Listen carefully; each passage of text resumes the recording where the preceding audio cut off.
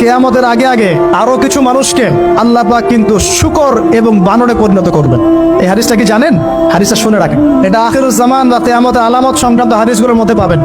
আল্লাহ রাসূল সাল্লাল্লাহু আলাইহি ওয়াসাল্লাম বলেছেন, কিয়ামতের আগে আগে আমার উম্মতের মধ্যে, ভালো করে শোনেন, কিয়ামতের আগে আগে আমার উম্মতের মধ্যে একদল মানুষ বের হবে যারা মদ পানকে হালাল মনে করবে। কাকে?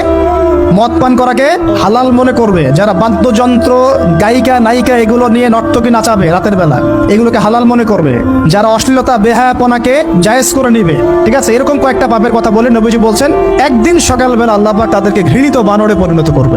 এটা হবে সামনে, কখন কিভাবে হবে আল্লাহ ভালো জানে। এবার আমি কনসেপ্টে চলে আসি। এই যে পৃথিবীতে নেমে আসলাম, তাহলে আমরা কোত্থেকে আসছি ভাই? আমরা কি পৃথিবীর অধিবাসী ছিলাম?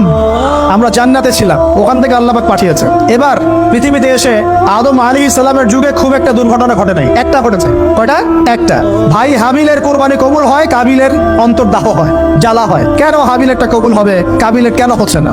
এই হিংসার বশবর্তী হয়ে কাবিল হাবিলকে হত্যা করে ফেলে। হত্যা করে লাশটা দাফন করার পদ্ধতিও তার জানা ছিল না। আল্লাহ কাককে পাঠালেন, কাককে দেখে সে শিখলো। প্রথম দুর্ঘটনা হচ্ছে হাবিল কাবিলের দুর্ঘটনা। বলে রাখি, আজকেও নিজের ভাইয়ের বেশে বহু কাবিল মুসলিম সমাজের মধ্যে ঘুরে বেড়ায়। নিজের ভাইয়ের লেবাসে, পোশাকে, সুরতেই বহু কাবিল এখনো কিন্তু মুসলিম সমাজে ঘুরে বেড়ায়। তো আমরা কাবিলদেরকে কাবিলের পরিণতি সম্পর্কে সচেতন করতে চাই। হাবিল বলেছিল, তুমি যদি আমাকে মারতে আসো, আমি তোমাকে মারার জন্য হাত বাড়াবো না। হাবিল জান্নাতে যাবে আর কাবিল জাহান্নামে যাবে। কেন কাবিল জাহান্নামে যাবে? নবীজি বলেছেন, পৃথিবীর প্রথম হত্যাকাণ্ড সংগঠিত করেছে কাবিল। এই কারণে পৃথিবীতে যত খুন হবে, সমস্ত খুনের পাপের একটা অংশ কাবিলের আমলনামায় যোগ করা হবে। বলে নাউজুবিল্লাহ। একটা কথা মনে রাখবেন, সদকায়ে জারিয়া যেমন আছে, গুনাহে জারিয়াও আছে। একটা মদের দোকান দিয়েছেন, যত মানুষ মদ খাচ্ছে, সমস্ত গুনার একটা অংশ আপনার কাঁধে আসছে। সিনেমা হল করেছেন, মানুষ সারাদিন নেকড়া ছবি দেখে, নগ্ন ছবি দেখে, যত মানুষ এখানে পাপ করবে, সমস্ত পাপের একটা অংশ আপনার কাঁধে যাবে।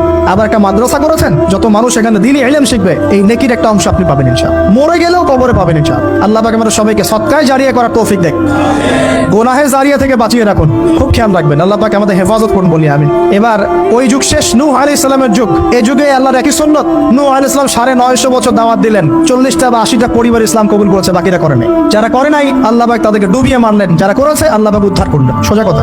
আজকে সারা পৃথিবীতে যত মানুষ আমরা বেঁচে আছি না, আমরা কোনো না কোনো ভাবে ওই 80 পরিবারের সদস্য। আমরা ভাই ভাই, আমরা ওই ফ্যামিলি, 80 ফ্যামিলির অন্তর্ভুক্ত। কিরকম করে? নূহ আলাইহিস সালামের 4 সন্তান ছিল। কয় সন্তান?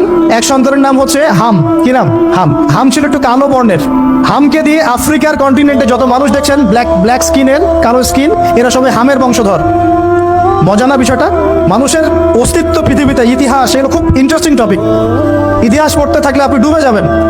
কত কিছু বিশ্বে হয়েছে আর কত কিছু হবে সামনে।